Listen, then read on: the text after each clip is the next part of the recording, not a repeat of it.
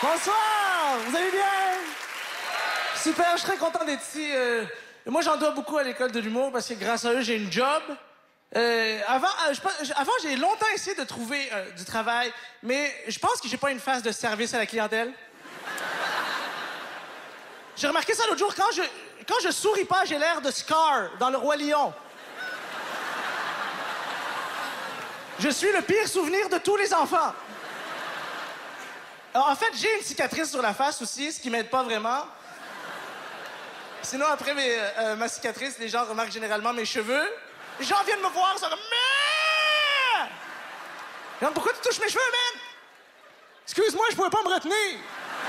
C'est ça l'argument, je te jure. Excuse-moi, je pouvais pas me retenir. On s'entend tous ensemble que c'est le plaidoyer d'un violeur, hein? Je pouvais pas me retenir. Sinon, il se passe des trucs bizarres. Ça génère tellement de colère, ces cheveux, je comprends pas. Je marche dans la rue l'autre jour, relax. Je dérange personne, hein? J'ai l'air de quelqu'un qui dérange? Je relaxe. Un gars, il s'arrête en auto. Il baisse sa fenêtre. Je te jure. Yo! Tes cheveux sont fucking laids! Gratuit comme ça. Mais je savais pas comment réagir. On n'est pas préparé à autant de méchanceté gratuite. Ce gars-là a pris l'expression « t'as le droit à ton opinion » à un autre niveau. J'avais peur de lui parce qu'il y avait des néons en dessous de sa voiture. OK? Et moi, sérieusement, quand t'as des néons en dessous de ta voiture, je te dérange pas.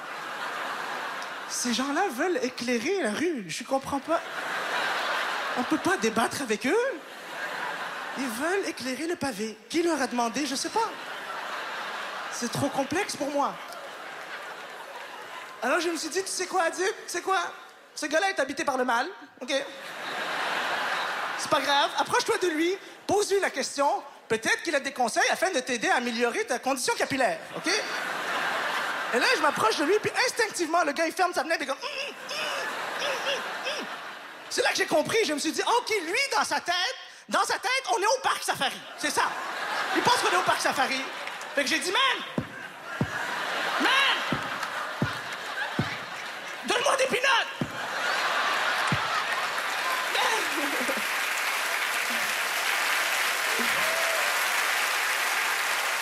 J'adore cette blague, mais j'ai mal à la tête à chaque fois. C'est fou comment les apparences peuvent te mettre dans des situations particulières. Comme moi, je suis pas homosexuel, mais j'ai des tendances efféminées, OK? Ça me met souvent dans le pétrin. Comme, par exemple, j'ai la mauvaise habitude en public de m'asseoir de la façon que je considère la plus confortable possible, OK?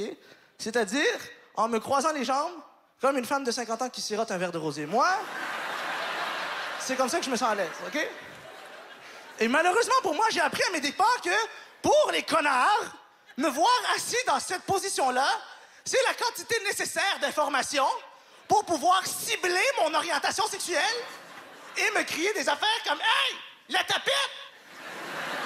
Pas de couilles? Hein?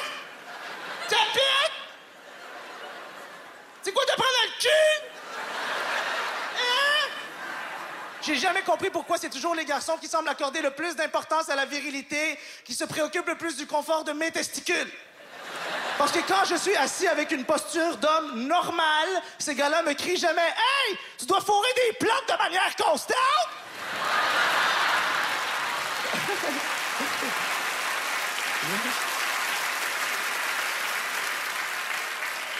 C'est un drôle de mot, tapette, hein, quand tu y penses. C'est un drôle de mot, tapette. C'est le genre de mot que tu apprends quand tu as à peu près 5 ans, absolument aucune capacité d'analyse, et tu traînes le mot avec toi le reste de ta vie comme si c'était une insulte.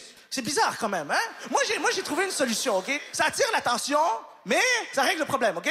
Quelqu'un me dit, c'est quoi, t'es une tapette? Je réponds, oui. Oui, monsieur. J'aime les hommes.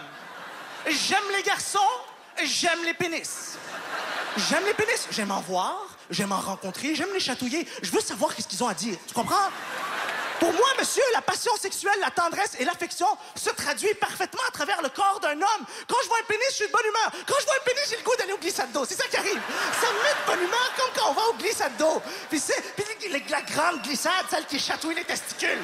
Parce que j'aime les testicules, monsieur, et je n'ai qu'un seul objectif dans la vie, c'est de ne plus être en mesure de répondre à des connards comme vous, parce que ma parole est sévèrement handicapée par une surabondance de phallus dans ma bouche.